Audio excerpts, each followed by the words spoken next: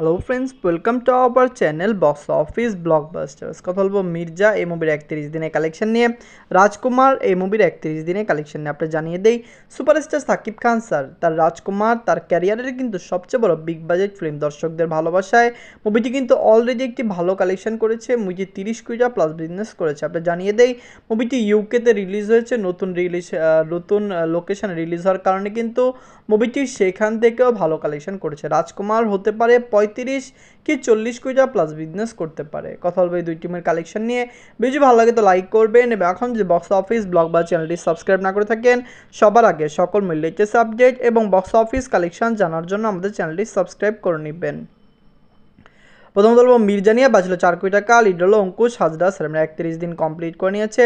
Ankush Hazra sir অভিনীত Mirza ফিল্মটি box অফিসে পুরোপুরি ব্লকবাস্টার হয়েছে। দর্শকদের চাহিদা মতো মির্জাকে রিলিজ করা হয়েছে। ফ্যামিলিজন্সের সাপোর্ট এই মুভির সাথে রয়েছে, যার কারণে আমরা এক্সপেক্ট করছি মুভিটি লং টাইম রানে অনেক ভালো আয় করবে। দর্শকরা খুবই ভালো রেসপন্স দিচ্ছে। আপনারা জানেন ওয়েস্ট বেঙ্গল থেকে মুভিটি লং টাইম রান করলে এই স্যাটারডে সানডেতে মুভিটি একটি ভালো কালেকশন এনে দিয়েছে।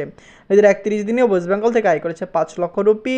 টোটাল কালেকশন হলো 4,52,00,000 রুপি। আপনারা জানেন মির্জার পরে এখন কিন্তু মির্জা 2 আসছে। আমরা এক্সপেক্ট করছি মির্জা যদি 5 কোটি রুপি প্লাস বিজনেস করে, মির্জা 2 10 কোটি রুপি প্লাস বিজনেস করবে। অঙ্কুশ হাজরা স্যার খুবই হার্ডওয়ার্কিং এবং খুবই ডেডিকেটেড। তিনি চেষ্টা করছেন একটি ভালো ফিল্ম বাংলা ইন্ডাস্ট্রিকে দেওয়ার জন্য।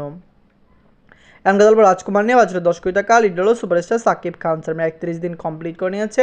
সুপারস্টার সাকিব খান স্যার অভিনীত রাজকুমার ফিল্মটি একটি all time blockbuster film. Bangla দর্শকরা এই মুভিকে সাপোর্ট করছে। রেকর্ড ব্রেকিং আয় তো মুভিটি করেই ফেলেছে। লং টাইম রানে মুভিটি আরও বেশি আয় করতে পারে, কারণ আপনারা জানেন সুপারস্টার সাকিব খান স্যার তিনি কিন্তু খুবই ভালো অ্যাক্টর।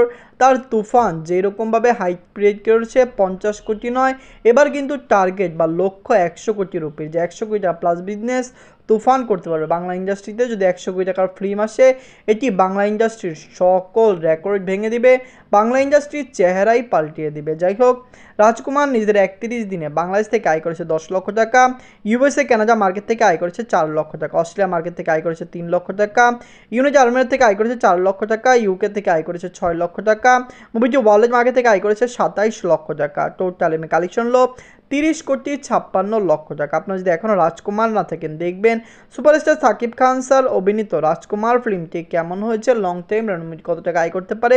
আমরা এক্সপেক্ট করছি রাজকুমার বক্স অফিসে 35 থেকে 40 কোটি প্লাস বিজনেস করবে। সাকিব খান স্যার তার ক্যারিয়ারের সবচেয়ে বড় বিগ বাজেট ফিল্ম রাজকুমার করেছেন।